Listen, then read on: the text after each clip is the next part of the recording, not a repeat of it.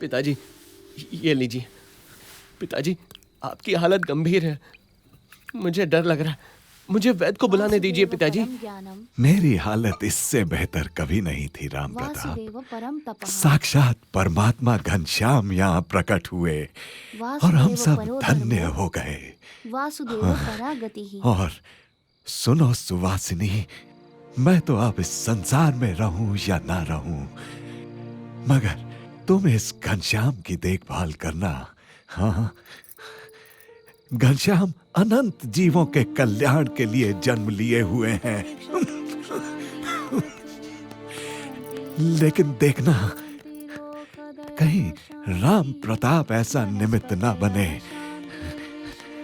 कि घनश्याम इस कुल को छोड़कर सदा के लिए घर से निकल पड़े। मैं घनश्याम की सेवा जरूर करूंगा, मगर पिताजी, आपका शरीर। राम प्रताप, मेरा शरीर यहाँ है, किंतु घनश्याम की कृपा से मेरी आत्मा तो अक्षरधाम में विचरण कर रही है।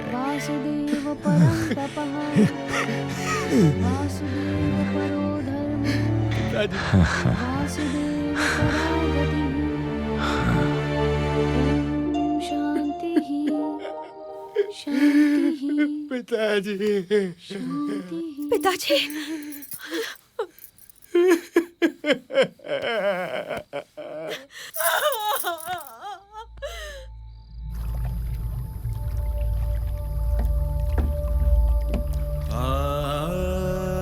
घनश्याम की अयोध्या की लीला समाप्ति पर थी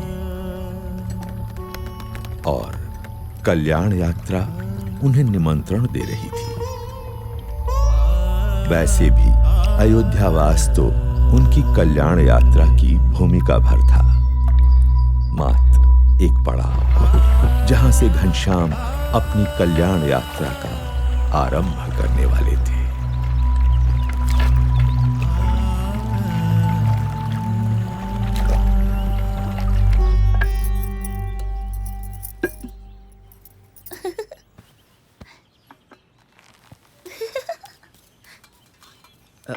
घनश्याम कहाँ है? यूं तो रोज सरयू स्नान के बाद घर लौट आते थे, किंतु अब तो पूरा दिन मंदिरों में ही बिताने लगे हैं। ऐसा कब तक चलेगा? पिताजी उसे मेरे भरोसे छोड़ गए हैं। लोग कहेंगे मुझे भाई की चिंता ही नहीं है। अभी खोज लाता हूँ उसे। भोजन तो करके जाइए। नहीं नहीं, अब तो लौटकर उसके साथ ही भोजन करूंगा। अरे रुकिए,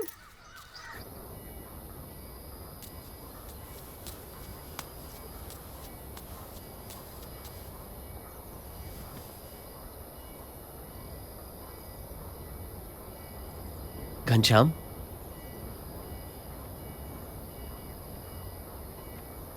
पिताजी के जाने का दुख मुझे भी है, मगर इसका यह मतलब तो नहीं कि जीवन भर उसका मातम मनाते रहें। छोड़ो ये उदासी और घर चलो।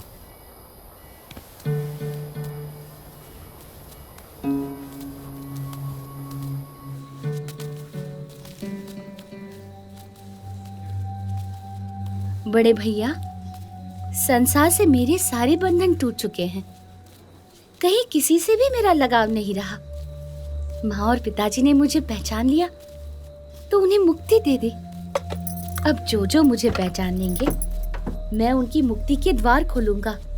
मेरा जन्म अनंत जीवों की मुक्ति के लिए ही तो हुआ है।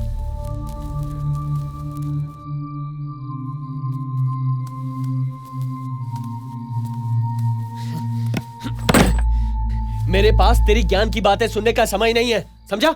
अब से घर के बाहर पैर रखा ना तो तेरी टांगे तोड़ दूंगा।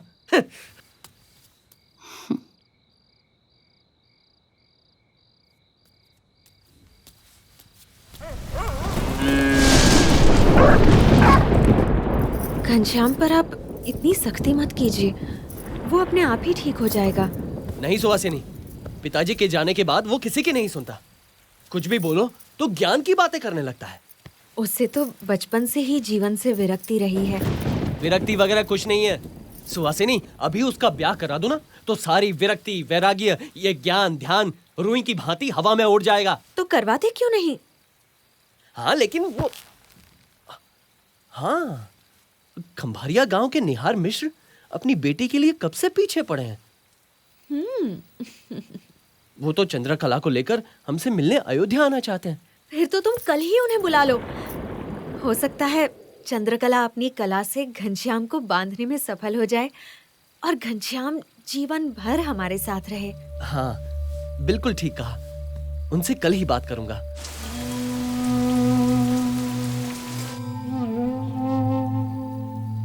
चलो भोजन ले लो, रात बहुत हो गई है। तुम्हारे भैया और इच्छाराम तो भोजन करके कब के सो गए। तुम्हारे हाथों का ये अंतिम भोजन ले रहा हूँ भाभी। अच्छा देवर जी, तो आपने मेरी और अपने भैया की बातें सुन ली। अभी तो केवल मंगनी आई है, ब्याह लगन तो अभी बाकी है। फिर मेरे हाथों की रसोई को तिलांजलि देना। सुवासिनी को क्या पता था कि अपनी कल्याण यात्रा के लिए घनश्याम केवल उनकी रसोई को ही नहीं, घर, परिवार, संसार के हर एक सुख को तिलांजलि देने का संकल्प कर चुके थे। उन्हें अपनी भूख से अधिक अनंत जीवों की मुक्ति की भूख की चिंता थी।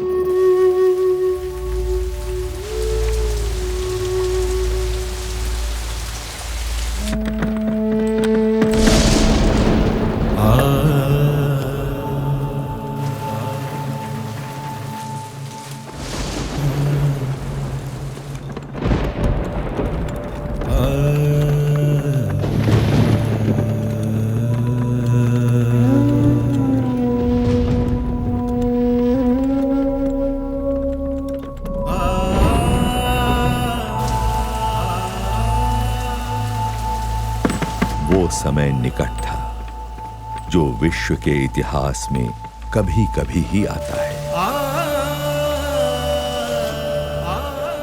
जब कोई संसार के कल्याण के लिए संसार के ही सारे सुखों को त्याग देता है।